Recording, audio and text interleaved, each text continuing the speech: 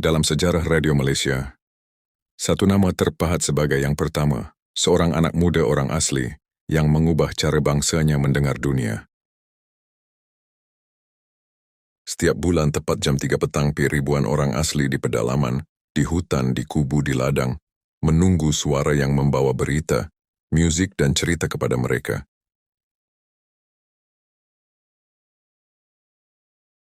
Siaran Pupuk Kasih Adit dipancarkan melalui gelombang merah, menghidangkan Februari lagu-lagu rencana berita khas 1993. untuk orang asli. Buat pertama kali dalam sejarah, Radio Malaya memancarkan siaran khas untuk orang asli.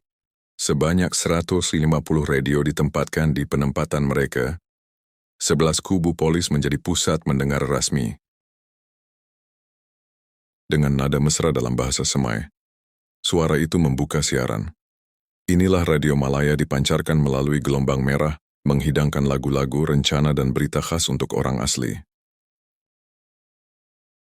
Dan suara itu milik Bahnanil, seorang anak muda 18 tahun, lepasan Standard V, yang dilantik sebagai juru hebah rasmi pertama orang asli.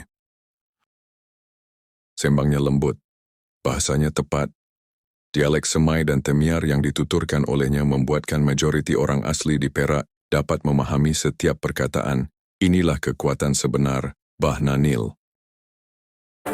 Program ini mendapat sambutan luar biasa sejak hari pertama. Pendengar bukan sekadar mendengar, mereka merasa diwakili.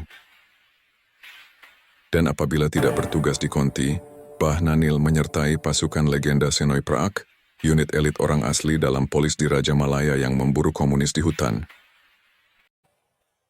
Senoi Praak terkenal dengan kepakaran menjejak musuh, membaca tanda hutan dan menjalankan perang saraf untuk memenangi hati masyarakat orang asli, dan Bahnanil berada di tengah-tengah perjuangan itu. Dia bukan sekadar juru hebah, dia suara pertama orang asli di udara, dia penghubung antara pedalaman dan dunia luar, dia pahlawan yang suaranya hidup dalam sejarah Malaysia. Siaran Pupuk Kasih Adit dipancarkan melalui gelombang merah, menghidangkan lagu-lagu rencana berita khas untuk orang asli.